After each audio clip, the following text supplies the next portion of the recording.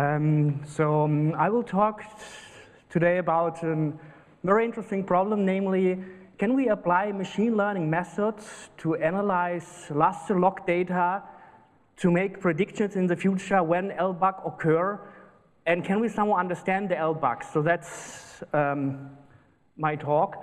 So here's a brief overview. I will talk just briefly LBUGs in Lustre and the implications and how this Lustre log data is processed.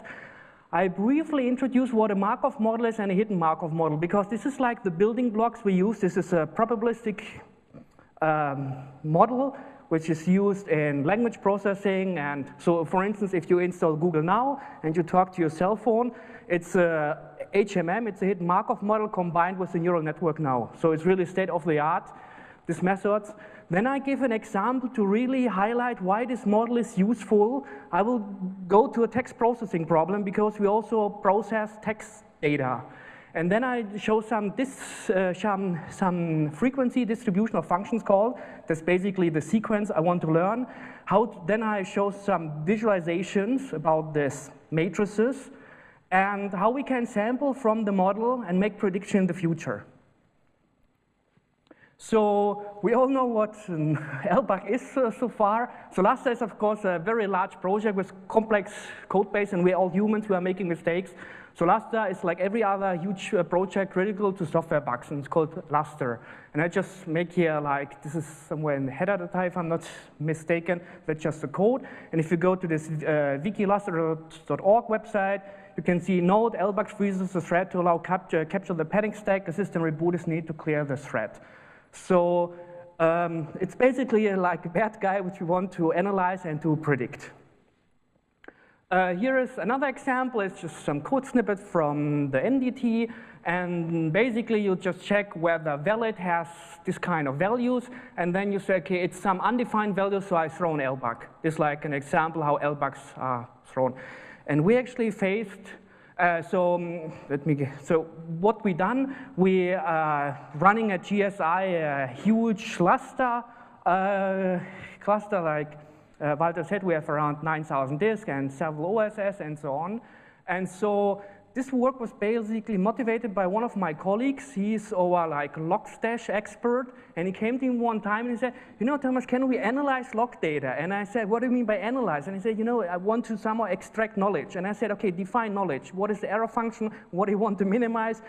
What do you want to do with this data? And so we had a nice chat about it, and then I said, okay, let's apply a hidden Markov model and try to analyze this sequential data, because log data, what we see, so each line, I will show that in the next slide, we have textual data in some sequential form. So this is just, again, an overview. We have actually a massive amount of data. So we had only for the year 2002, like 2.1 gigabyte of Lustre data. So this is filtered with Logstash, and he prepared the data. It's actually, well, it's a big data problem, but nowadays, also with GPU power, we face even much more sophisticated problems. So this is an example what kind of data Matteo, the colleague who is the Logstash expert, gave to me. So we exported then the CSV format, and so we have a timestamp, then the machine, then whether it's a Lustre or a Lustre error, then the C file, then the line number, and then the function call. And I said, let's first start with the function call. So for instance, here you see this server, bulk callback, and so on. And here is an LBUG. Actually, I want to highlight that this LBUG is already fixed. But we had it in our logging data, and it was for me a very good starting point because I had this data with LBUGs. You know, when you try to do it by yourself and say, I want to crash the system, you just cannot do it. Well, if you have a version where you know this LBUGs and you go for that, then of course you can do it. So this LBUG is already solved. But we actually faced this LBUG several times before we installed the patch. So when you just go back and say, okay, now let's look how we can apply a machine learning method for that. So I'm concentrating here on log data and on the function calls. And they have a sequential order. And here is some example. When I first draw it on a sheet of paper, the function call, and I said, okay, what happened? We have, for instance, the function call MDT open, MDT fseek, and so on. And then we can like emit a symbol or like emit a state. Was an LBUG hit or not? And when you see that, and you lecture for several years at the university machine learning class, you say, well, let's apply a hidden Markov model for that, because this is a very similar form. So what is a Markov model? What is a hidden Markov model? I love this beautiful weather example, and I will introduce a hidden Markov model and then the 3 problems, and then it looks like it's not related at all to any Lustre log data, but I make the connection via this text processing example and how we extract latent structure from this data. So what is a Markov model? Well, we have here is this classic weather example. We have 2 states, one rainy state, one sunny state, and I have a start state. And so I have fully specified the model like with 2 parameters, the starting vector and the transition vector h, call it h for hidden. And then I said the probability that you can just imagine you toss a coin. The probability for rainy is 0.6 and for sunny 0.4. And then you go to rainy. And you stay in the state with probability 0.7, or you go to a different state in the next time series probability 0.3 to sunny. So this is like the full specification of the model. And when I will visualize the Lustre data, I will visualize these matrices. This is what we want to learn, these values from the data. So you give me the data, I run my algorithm, infer the value, and have these values in the matrix.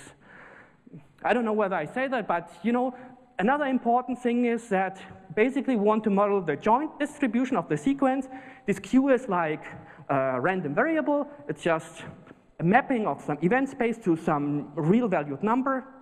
And then we want to model the full joint sequence. But this is usually impossible. That's why we constrain the model to the first order Markov assumption, and I said the past only, the jumping in the next state based only on the last state. I forgot basically the whole history except the last state where I was. That's the first order Markov assumption, right? And there's a second order, and then I keep in mind the last 2 states, right? Then I have like a 3-dimensional matrix, and I have another dimension. That's what it is. So to summarize keep in mind, we have these matrices. Okay, I probably will skip that. For instance, you can ask a question like, given that the weather on day 1 is sunny, what is the probability for the next 3 days? So the weather will be, for instance, sunny, rainy, rainy. What's the probability for that? Well, you just start with a start vector, it's sunny, and then from sunny to go again into sunny state, then in the rainy state, and that's exactly what you have in the matrix. That's what can do with this kind of model. What is now hidden? What is the hidden Markov model? Why is it useful? Suppose we are locked in a room without any windows, and somebody is telling us that the following observation, and ask him to tell him what weather is outside. So I don't know this state, rainy and sunny. I only observe. This is like a random variable which you observe. That's why this node is gray. So I'm locked, and you tell me, well, I went walking and shopping and cleaning and so on. How was the weather? I don't have access to this.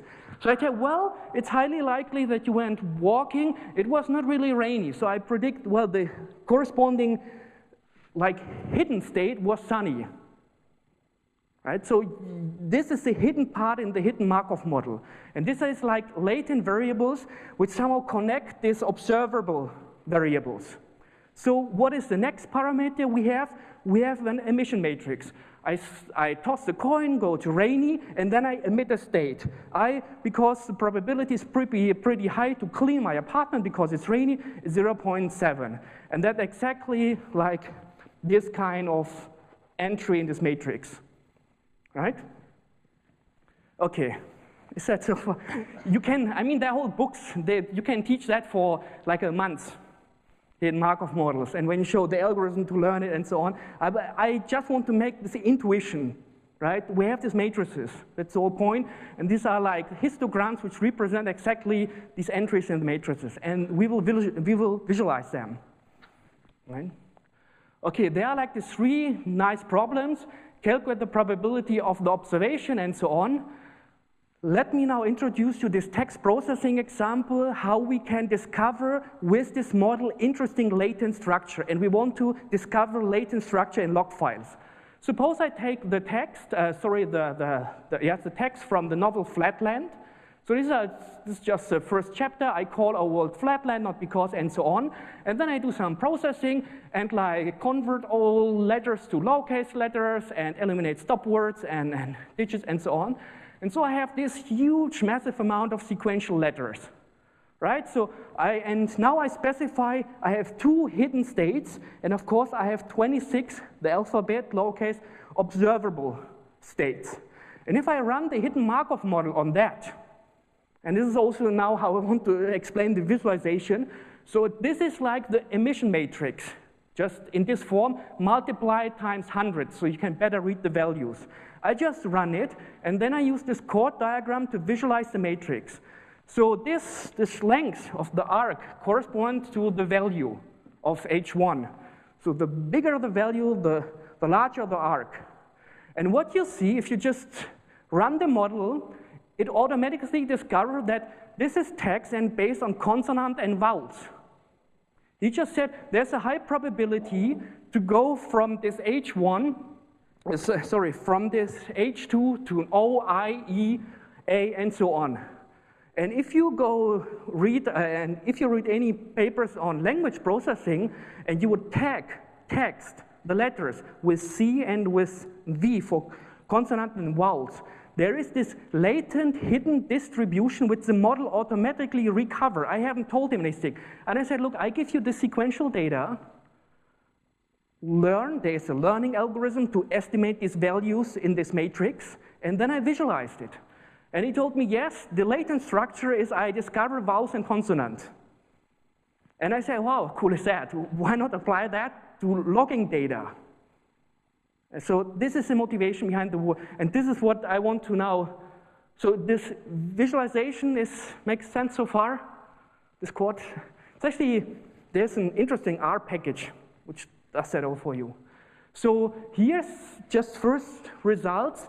If you just take our logging data from, I just extract only the machine name LXMDS11, that's our MDT server, on the January of 2013. So I looked at how many entries were there in there, and then I extract the function calls, and then I just plotted the distribution. So you see already there's some regularity of function calls which show up very frequently. So when, for instance, some OSS, or actually when the MDT has problem, the OSS started like to reconnect again, and then this logging file is like growing, and then basically the counter is going up. So this is called the n-gram model. I just have the frequency vector. I just leave it there. If you're interested, the slides will be then published. So, okay, now comes another interesting thing. What happens if we visualize the Markov model not hidden? So again, you give me the logging data for 1 month for a certain machine for LXMDS11. I extract the sequence of function calls. I train the model not hidden. So I don't have the emission matrix. I only have the transition matrix. Right?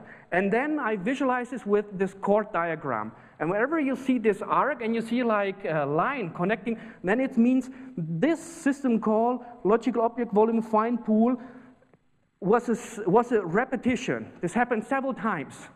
And when the system call was LOV find pool, and then the next one was target handle reconnect, then you see this kind of line.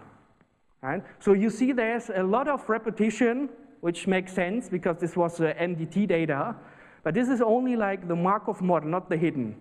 So I did this visualization, and then you see basically you have these 3 big classes where you have this repetition on system calls.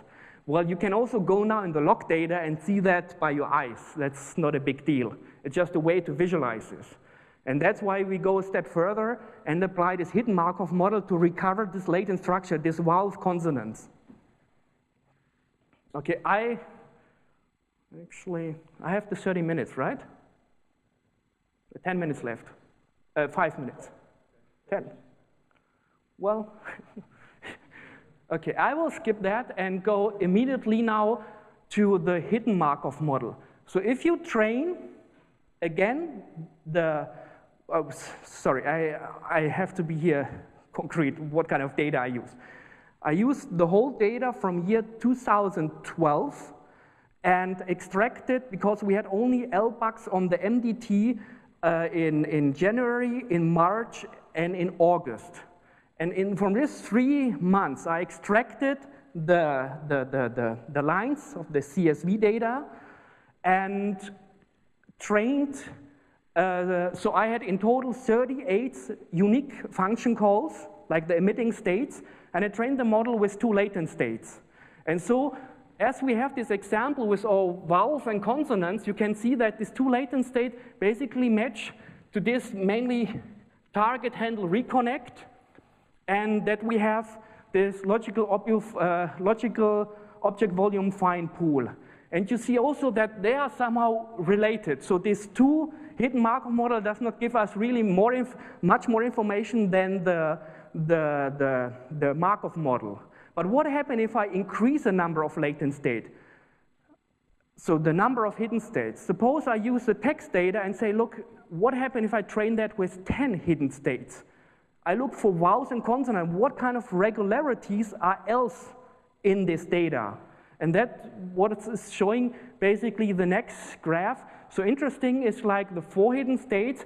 Now it starts to separate. So we have like this 4 hidden states, and you see there is a close relation to like target send reply and MDS close. They belong to the same latent class. I have to admit that I'm not the core expert in really interpreting now, because when you see this language model, then you know from school and all this grammar what that means. But if you now go deeper in the data and you look how the function call calling each other, they're like this latent class where they belong together. But it has not necessarily be part of the function call immediately. It can be like linked through a latent state. So that's a beautiful other probabilistic model called latent delay allocation, which is I think Google now using. So suppose you want to classify news data, textual data, and it's about politics. And there is like also a football game in it, because President Obama visited a football game, but his name was not necessarily like mentioned in this text. Then you can still put him in this latent class like politics, although he was linked via football to this class. And that's basically what this thing is also telling us. So I will release the code on my Bitbucket account. You can play around, discover other relation. That was basically this analysis part. Now, how can we sample from the model? I forgot here something to tell you. I go back to this model. Of course, what I also can do, once I learned these matrices, I can sample. I can generate artificial data. I can generate my own text now.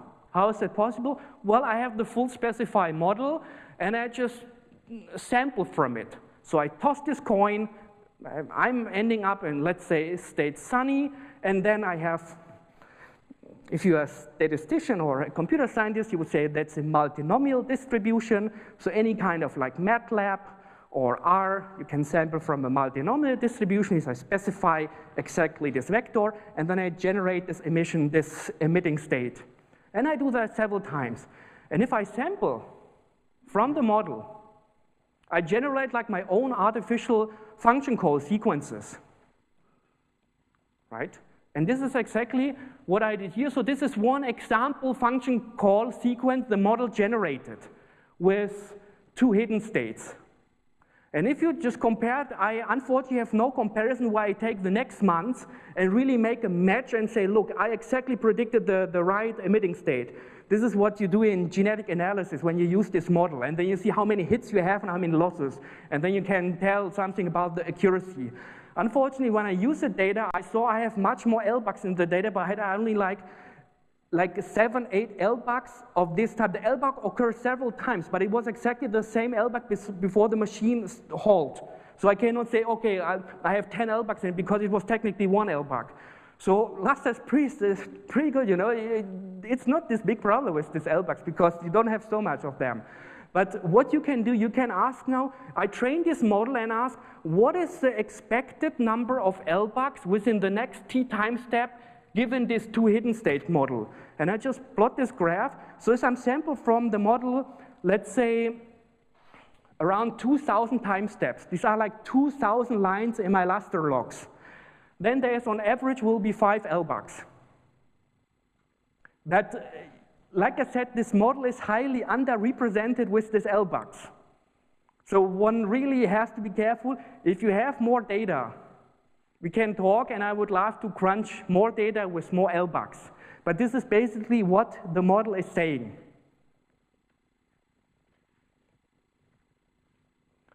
Let me just summarize what we did here. It was like a first approach, and I think you see this field of applying data mining, machine learning methods to analyze behavior of file system, log data, whatever, is an interesting problem.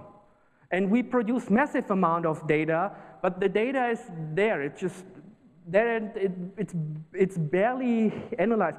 So I use this opportunity to like introduce and motivate this interesting problem to learn more from the Lustre logs and analyze the behavior. So we're able to visualize and analyze the problem.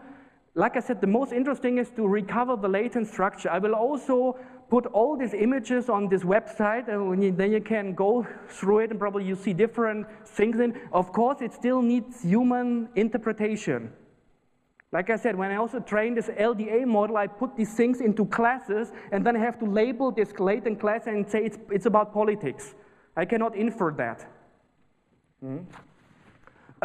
Like I said, it took me like 3 months to get this implementation in C. When you run this model and you calculate probabilities, what happens if you multiply, let's say, a sequence of 10,000 function calls, and each is a value smaller than 1, much smaller than 1? Well, you have numerical instability. That's why I usually take the logarithm and add this up, because the multiplication, if you take the logarithm, it's a summation. So you need all these tricks, you know, to do that. And I also have R scripts for generate that. This will be available. And many thanks to Matteo for providing this data and this endless discussion. I mean, I think he's now also into this machine learning. He's attending on Coursera like Andrew Eng's. He's a Stanford professor now at Baidu Research. He's very famous in this field, online classes. So I also can recommend if you just have free time and you're very interested in this problem, it's really an amazing field. Okay, thank you.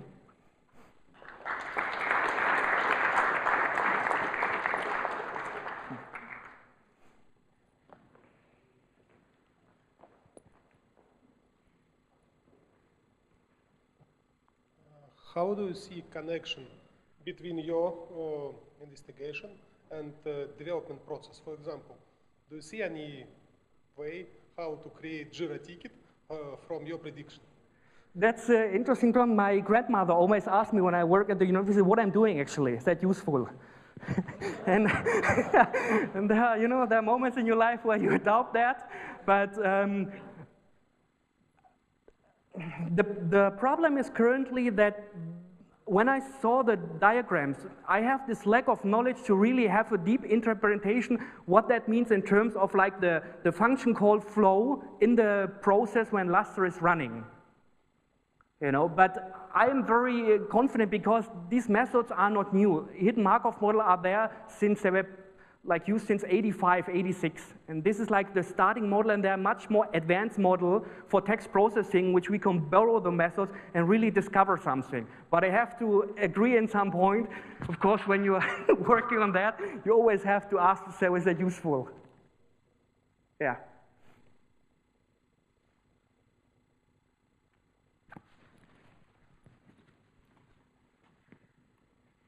Have you tried using other statistical machine learning approach like PCA analysis? Because I think Markov model is a stateless model, and this analysis where you are depending one function call to another function call, your LBUG will depend on that. So that will require some knowledge of state. And probably this PCA kind of approach where the principal component analysis and other statistical machine learning approach could be better. I don't know. I haven't explored this. I'm just thinking. You know, with PCI, you basically map high-dimensional data into low-dimensional data by minimizing the reconstruction error. And what you basically have, you do that like in JPEG images, but I have sequential data, and I have different lengths. So I have actually not like fixed value 10-dimensional data, which I want to map to a 2-dimensional space via linear mapping and then discover the interesting problem. But I agree, probably I can say, I did some work with one of my students in Munich, and we used a much more sophisticated model to predict like malicious behavior of processes in Linux.